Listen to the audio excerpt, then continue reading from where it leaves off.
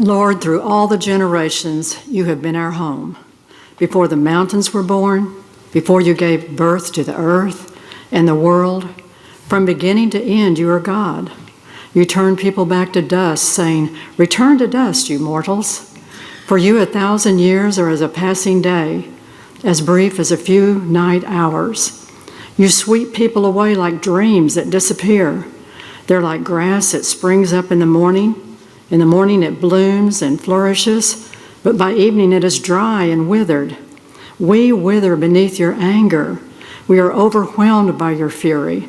You spread out our sins before you, our secret sins, and you see them all. We live our lives beneath your wrath and ending our years with a groan. 70 years are given to us. Some even live to 80. But even the best years are filled with pain and trouble. Soon they disappear and we fly away. Who can comprehend the power of your anger? Your wrath is as awesome as the fear you deserve. Teach us to realize the brevity of life so that we may grow in wisdom. O Lord, come back to us. How long will you delay? Take pity on your servants. Satisfy us each morning with your unfailing love, so that we may sing for joy to the end of our lives. Give us gladness in proportion to our former misery. Replace the evil years with good. Let us, your servants, see you work again. Let our children see your glory. And may the Lord our God show us his approval and make our efforts successful. Yes, make our efforts successful. This is the word of the Lord. In 2015, the high-speed rail company Crossrail began digging subway tunnels beneath the city of London for a new high-speed rail when they noticed something rather interesting. They noticed a human skeleton on top of another human skeleton on top of another human skeleton. And so they called in a team of archaeologists who discovered that the high-speed rail was running right through a vast ancient cemetery. It was called the Bedlam Cemetery, one of the few cemeteries in London's history that had no association to a church. In fact, this cemetery was right outside a hospital, St. Mary of Bethlehem, which was one of the first hospitals to treat the mentally disturbed or insane. In fact, that's where the word Bedlam comes from. It's shorthand for Bethlehem. It's where the etymology of our word Bedlam comes from. And so this cemetery was linked with the hospital, not a church, where many of these folks would have been unwelcome. And in the broad scope of the whole cemetery, some 20,000 people were buried there across the centuries. In one part of the cemetery, there was a mass grave for those believed to be killed during the Black Plague in London, which killed some 200,000 citizens in that city. In another part of the cemetery, there were scores of young adults and adolescents buried, believed to be immigrants who made their way to London as it grew from a smaller town to a vast metropolis. And because they were immigrants, they were susceptible to disease and therefore died. People wanted to see the excavation of this cemetery, and so Crossrail built a viewing gallery so folks could come by and watch the archaeologists with their little brushes carefully brushing the dust away from the skeletons of these people. Centuries of life were hidden there. Centuries of human struggle. Thousands of precious lives were buried there, and now crowds of thousands gathered to watch these archaeologists unearth all that remains of them. It's amazing what time can do to our lives, isn't it? How everything that we now call life will someday be buried under the dirt, and archaeologists with little brushes will attempt to study our lives, and crowds will gather around and say, "Who are these people?" In some people's mind, this is what it feels like to read Psalm 90. It has an ominous feel in terms of time. Did you hear it? You return man to dust, saying, return to dust, O sons of men, for 1,000 years in your sight are like yesterday as it is past, or like a watch in the night. You sweep them away as in a flood. They're like a dream, like grass that's renewed in the morning and withers in the afternoon sun. The psalmist seems to be calling our attention to the brevity of our lives, how short life really is. It's the image of dust blowing in the wind or grass green with the morning dew, but when the afternoon sun hits it, it withers in the heat of it all. We're here today and gone tomorrow. Life is short. Think on this. Scientists tell us that our earth is some 4.5 billion years old. If the earth's entire existence, 4.5 billion years, was translated into one day, then humans would have existed for all of 3 seconds. And you've existed for the last millisecond of 1,000th of a second. 1 millisecond of 1,000th of a second. It feels like dust and grass to me. Life is short. Even our longest lives are short. And it's not just the brevity of it. There's a certain inevitability that comes with time as well. It just keeps marching on with no seeming concern about who we are or our lives here. There's not much we can do about it. As the psalm describes, we're caught up in the flow of time like we're caught in a mighty river. It sweeps us away in a singular direction. We can't go back in time any more than we can push a river. Now, this is an area that I feel like our language betrays us to some degree because our language gives us a sense of control. We often talk about saving time. How many time-saving devices do you have? Do they save you time? We talk about making time. I need to make time for that. George Lakoff, a contemporary linguist and philosopher, notes that we use the same language for time that we use for money. Think about the words we use. Save, waste, make, spend. In short, he argues, we think of time as a commodity because in our culture we think of everything as a commodity. But there is no bank where you can save your time. It doesn't work like that. When your back is against the wall on a project, you can't walk up to the bank teller and say, I'd like to withdraw a couple of days from my account, please. Sure, here's a slip, fill it out. It doesn't work that way. And there is no factory that makes time, no business that sells it. You can't walk into a store and say, how much for 5 years, sir? It doesn't work like that. Time is not a commodity. It acts on us from outside of ourselves. It controls us more than we control it. It is a given within which we all must live. The clock ticks the same. No matter how much money we have, or where we fall on the ideological spectrum, or whether we're people of faith or not, the clock does not care. There's not any discretionary ticks or discriminatory talks. There's not much we can do about our dustiness or our grassiness. Our time is brief and its passing is inevitable. But while some people find this psalm depressing, others see great hope in it. In terms of categories of psalms, some scholars call this a wisdom psalm, which means that it was meant to teach us something. It was meant to make us think about our lives. And once you recognize the givens of our existence, you're then free to live within them. It's like when you have friends over to play a board game and you just start playing the game without anybody knowing what the rules are, and so everyone's cheating and there's chaos on the board. Or maybe it's just the friends I play with. I don't know.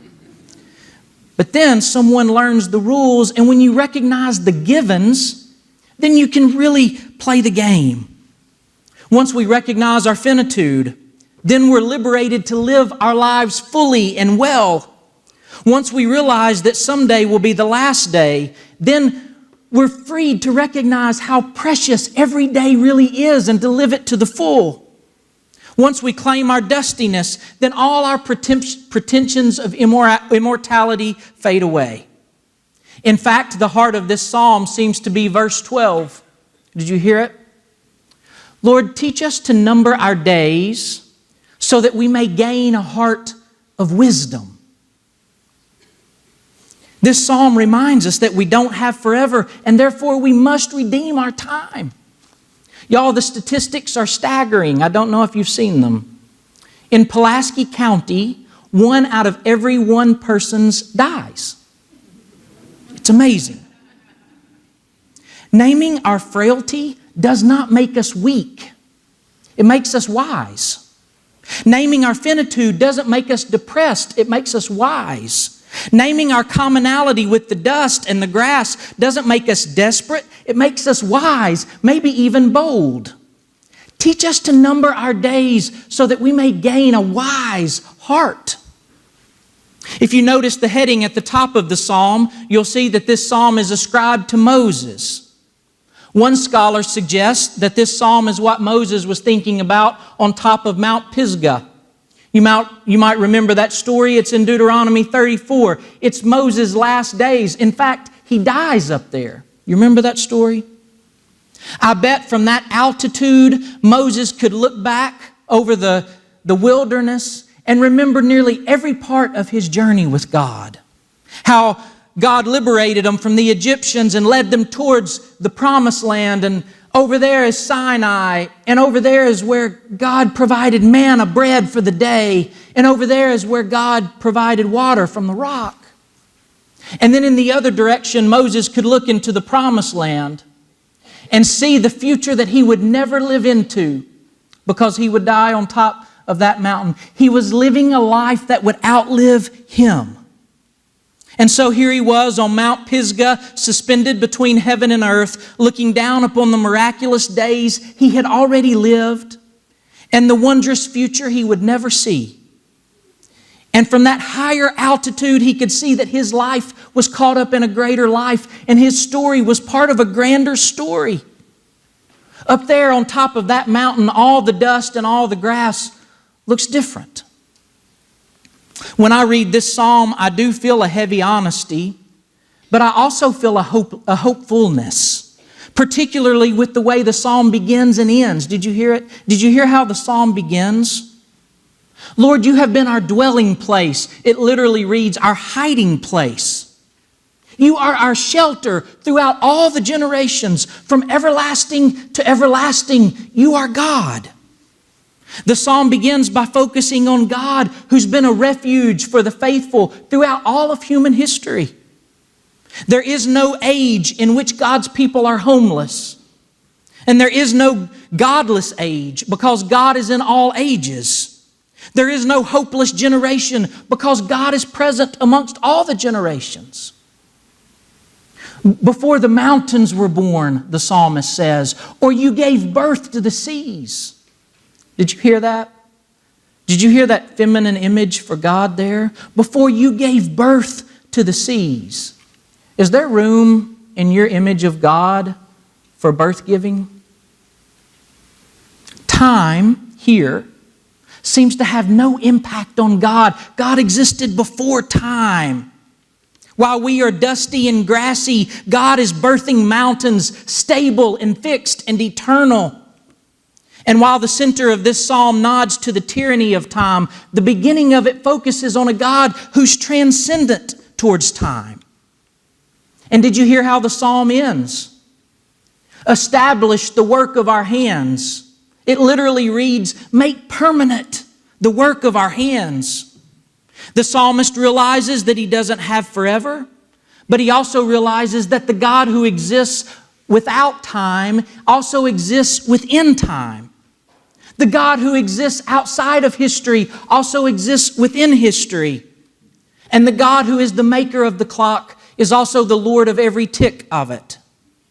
And in some grand mystery, the Rock of Ages reaches into our dusty days, and God's hand touches what our hands are doing and makes it permanent.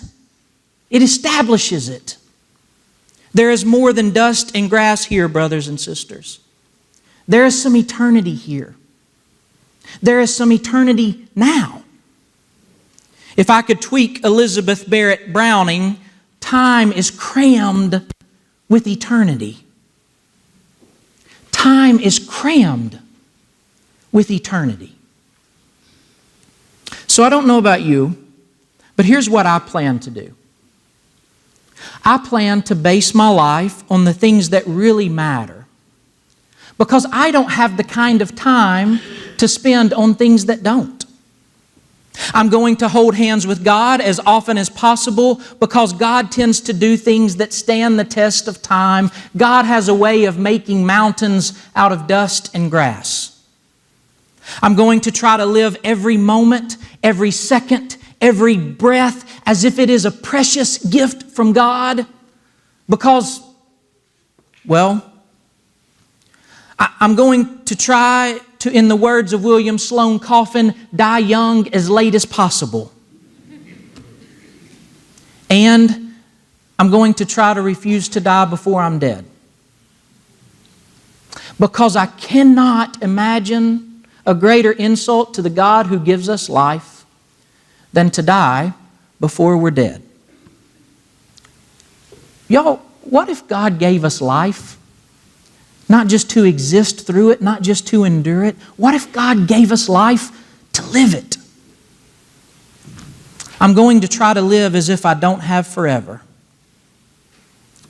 And all the while, I plan to lean into the one who is our hiding place from generation to generation, from everlasting to everlasting, from my grandfather's grandfathers, grandfathers, grandfathers, grandfathers, to my granddaughters, granddaughters, granddaughters, granddaughters, granddaughters.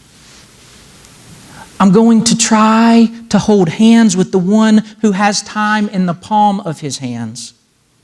And I'm going to try to trust the God who is above time and in every tick of it. Because the only way I know not to feel like I'm a slave to time and enshackled by the clock, the only way I know to live as if time isn't my enemy, is by leaning into the one who's the master of it. Because I want to be a part of things that last. This last Tuesday was J.V. McKinney's 77th birthday. For those of you who don't know, J.V. was a core member of our church, a central part of our church, who passed away 2 years ago last month. He wrote a story shortly before he died called The Field. It's a story about a baseball field in his hometown growing up. J.V. grew up in Forest City, a small town in the Arkansas Delta named after Nathan Bedford Forrest, who was a Confederate general and the first wizard of the KKK. When J.V. was growing up in Forest City in the 50s, everything was segregated. Everything was segregated. And his home was on Division Street of Forest City. Division Street. But there was this baseball field where he and his friends played, and over the course of time, the white kids and the black kids just learned to play together on this field in this segregated town in the Arkansas Delta, Forest City. There's this field. Leave it to the kids. And so, this field changed J.V.'s life, totally changed his life. And he decided to write about it just before he died. It was published in numerous places. He shared it far and wide. He even went on the radio one night as part of a storytelling hour, and he read the story out loud to the audience. This week, on his 77th birthday, his son shared that article again online.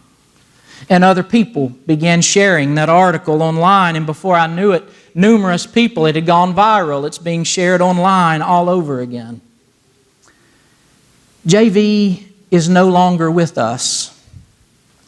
75 years can sure feel like dust and grass. But that story lives on. And every time that story is told, J.V.'s voice thunders. J.V. lives on in that story. He's speaking 2 years after he died. Someday, archaeologists will gather over what used to be the corner of 8th and Cumberland. And they'll pull their little brushes out of their pockets and begin to brush the dust. And I imagine crowds over what once was Little Rock gathering to see what they might learn about the ancient people who once lived there. I wonder what they'll find. Cell phones, all the skeletons in this posture, stained glass windows, etchings of a different kind of Baptist church on everything. I don't know. But I do know this. There are some things in this world that even time cannot touch. I don't understand it. I just know it to be true. I think it's this.